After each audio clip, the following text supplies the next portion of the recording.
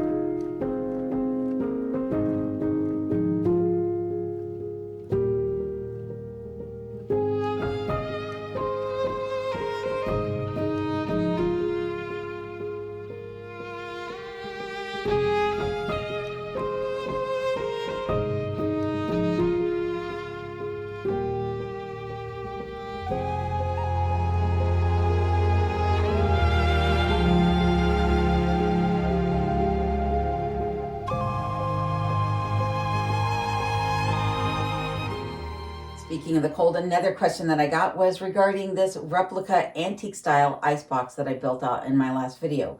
And their question was, if this was what I desired, why not buy an original?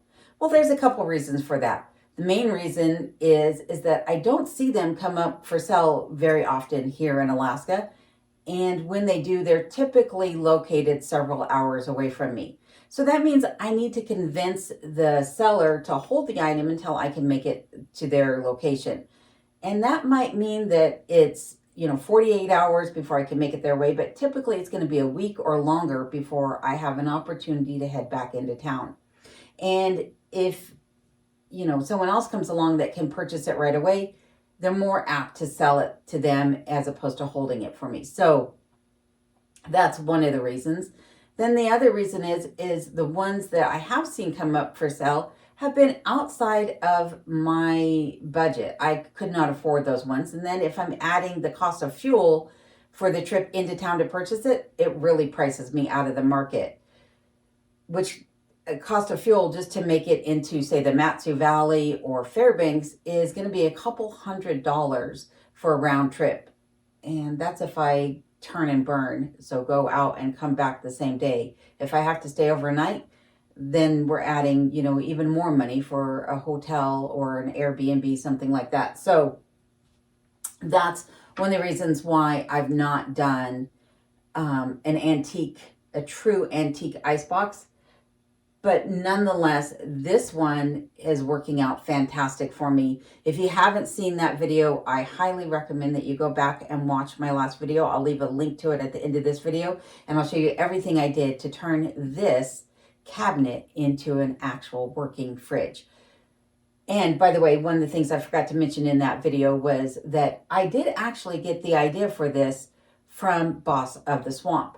Boss has done a couple of videos about ice boxes that he's built in his cabins. Now, his are actually built-ins. They're actually, a piece of cabinetry that he's created in his cabin that has a port to the outside to let cold air in. And then he still uses ice blocks, but he uses the vent that he put in the wall to regulate the temperature. This one does not have a vent because I was not comfortable actually cutting a hole into the cabin. It's not something that I feel comfortable doing myself.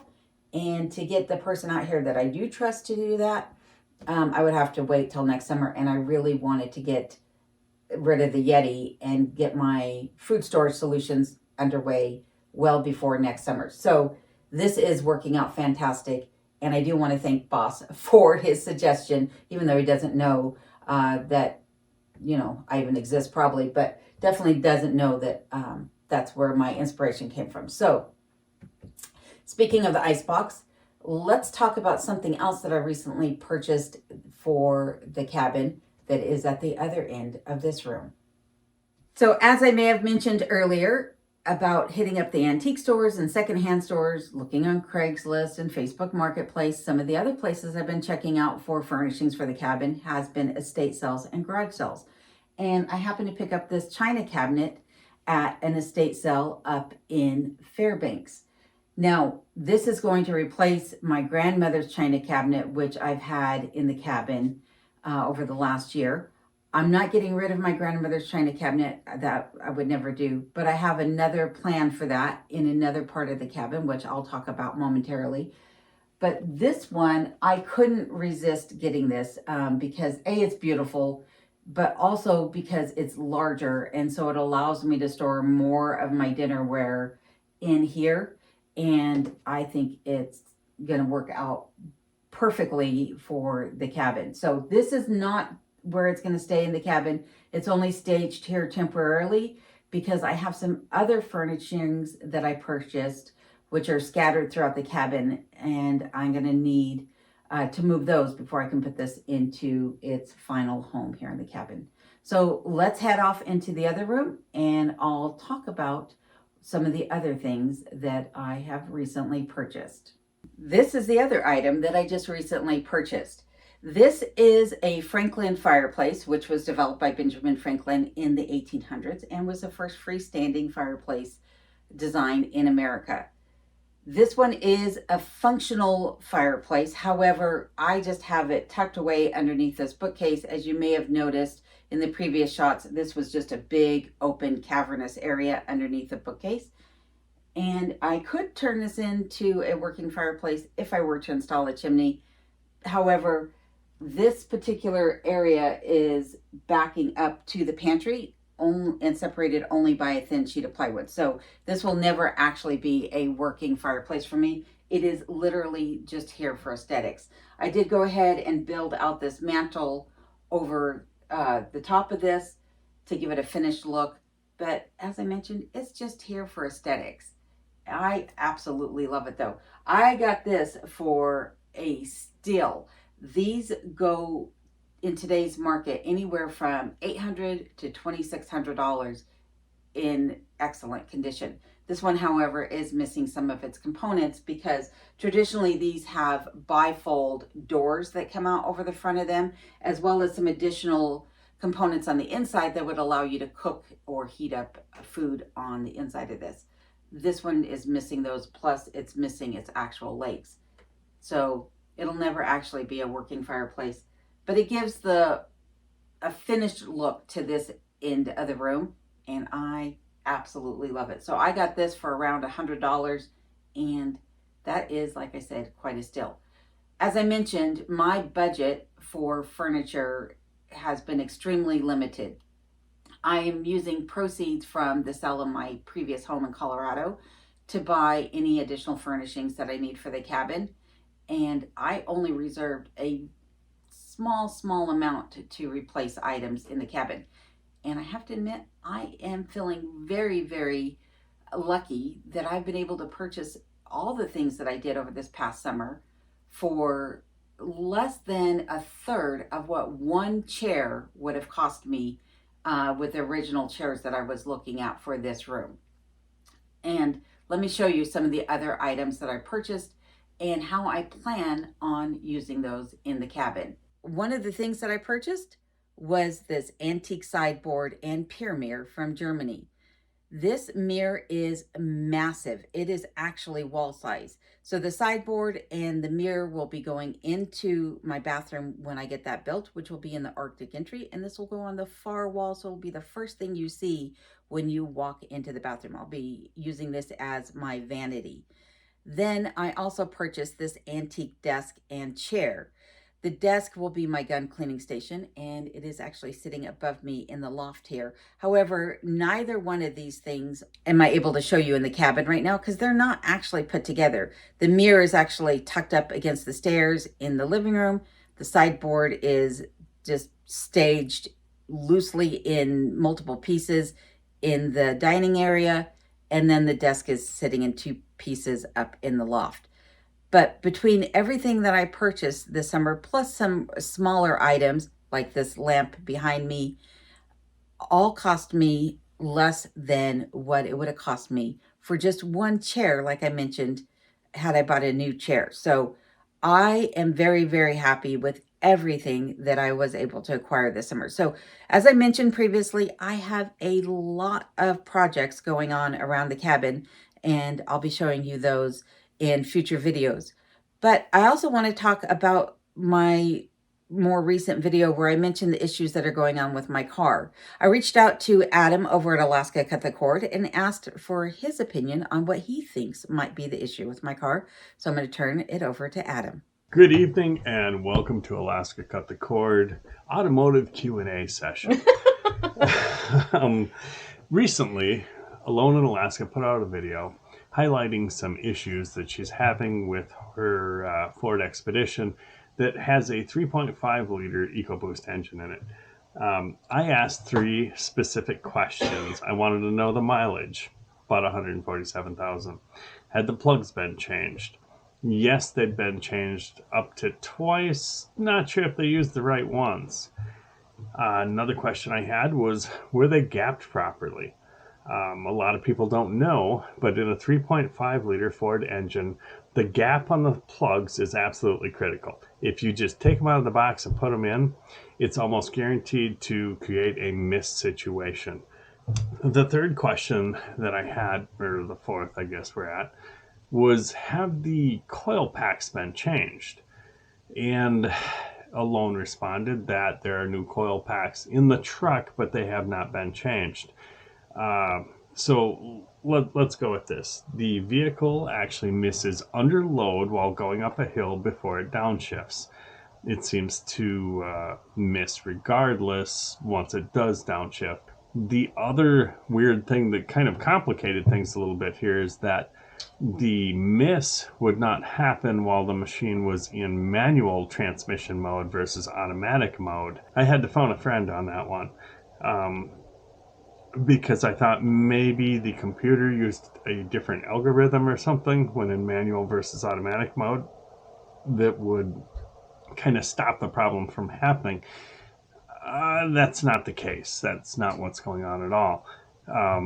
What happens in a miss situation is that the error has to show up so many times in the computer, and then it actually shuts off the injector to that cylinder in order to prevent damage to the catalytic converters.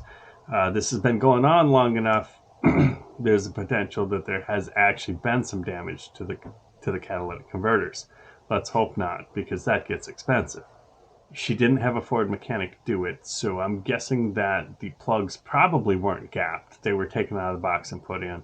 On that, I would use Motorcraft plugs in a Motorcraft engine. I would gap them to Ford specs and start there. Secondly, when you have a miss and it is suspect whether it be the coil or the plug, the number one diagnostic tool for that is to unbolt that coil, move it to the cylinder next to it, put that coil back on that cylinder, and then see if the miss moved. If it moved to the next cylinder, then you know that it's the coil. The coils have never been changed, and it's got 147,000 miles on it. The likelihood that it's a coil at this point, I would say, is about 90%. The other thing on the coils, I would not use aftermarket coils. I have seen instances of MSD coils failing as early as 3 months into the change. I would only use Motorcraft coils. I'm a firm believer that you dance with the one that brought you, and those coils and plugs lasted you this long. The aftermarket stuff is never up to the quality standards of the original Ford. So if I had to guess, it is 100% a coil problem with a small chance that the plugs are actually causing part of the issue. This is something that needs to be remedied as quickly as possible before you actually do damage to your catalytic converter, or which in the end can cause damage to the engine due to the scavenging system that actually, if you blow up your cat, those cat particles can go into the engine. And that would be a really seriously bad thing. Now you're putting an engine in it. Plenty of YouTube videos out there. I'm not going to expound on that. But that's what I would do. Yeah. Let me know your thoughts. I think this will help you. If you weren't so far away, I would gladly go up there and do this for you. But yeah, distance is a problem in this case. All right. I hope this helps. I also will, on a PS note here, say that I do not believe it has anything to do with fuel. The fuel problem would present itself as a problem no matter what the situation with the transmission or the RPM was. The fuel is not the issue. Is it possible that there's an injector issue? Maybe, but with these motors, it is most likely the coil or the spark plugs. And I honestly, as painful as it will be to the pocketbook, I would replace all 6 coils on that machine. And I can pretty much guarantee that will solve your issues. If this does or doesn't solve your issues, I'd love to know. So make sure you reach out and let me know. Adam, thank you for providing such a detailed explanation what you believe is going on with my vehicle. You actually said something that I was already thinking, and I believe I mentioned it in my last video where I was talking about the car issue, where I had said that if it was the fuel pump, it would have still been acting the same way in manual mode as it did in automatic mode. And I'm not saying that. So I will actually take it to a Ford mechanic and have them check the spark plug gaps, make sure that those are set correctly and that it has the correct spark plugs in it. I already have coil packs purchased. I'm just not sure if they are aftermarket or not. So I'll look at that. But again, I want to say thank you for your explanation, taking time out of your busy schedule to help me out here. And I also want to say thank you to AFJ. AFJ sent me the last package that I was picking up at my P.O. box, which I have now closed down for the season. So when I say that I close it down for the season, what I'm saying is that I am not going to the P.O. box very often in the winter months. And so if you send me something, there is a high likelihood that it will be sent back to you. So for everyone who has sent me stuff up to now, I really thank you for all that. But AFJ just sent me some pecans. He sent me some chocolate covered pecans, 2 packages of those actually. And he sent me some fiddlesticks. So thank you very much for these, AFJ. I really, really appreciate it. And I feel bad because AFJ sent these Priority Express mail to make sure that they got to me in time. So that was quite costly for, just 4 little items, which is the reason why I say if you have something that is in transit to me still, make sure you send me tracking so I know to be on the lookout for it, because otherwise it will get sent back to you because I won't be going to the P.O. box on a regular basis for the next few months. So that is about it for the video. But as I've mentioned in the last few videos, there is lots and lots of projects still to take place around the cabin, from that bathroom build to the root cellar, the stairs and the railings upstairs, as well as many, many other things that I've yet to mention. So I hope that you'll tune in next time. And if you haven't already, please remember to give this video a thumbs up and subscribe. And please stick around for these outtakes, and I will see you on the next one. Thanks again. I'm trying to film. You gotta behave. Okay. You're too adorable. Don't give me those sad eyes. Don't do it. Don't climb on me. Don't climb on me. Don't. Mister. Don't. I love you too. Don't do it. I don't want you in my lap. Get down. Get down. Are you dead, doggy? Oh, you got me. Oh. Welcome to a special edition of Alone in Remote Alaska, where I show you just how geeky and odd I really can be. Is this not what you were expecting? It's not my typical opening to my videos, but it's a little dreary outside. And so I thought that I'd come and sit down inside and talk to you and answer some viewer comments and questions from some of my more recent videos. I already turned you off because you're thinking, oh my God, I found the Old Fogies channel. That's correct. I'm an old fogey and this is my channel. I need to title my video, Trust the Process. I've been thinking about that for a long time because I've got a lot of things up my sleeve that most people would be looking at and going, what in the world is she thinking?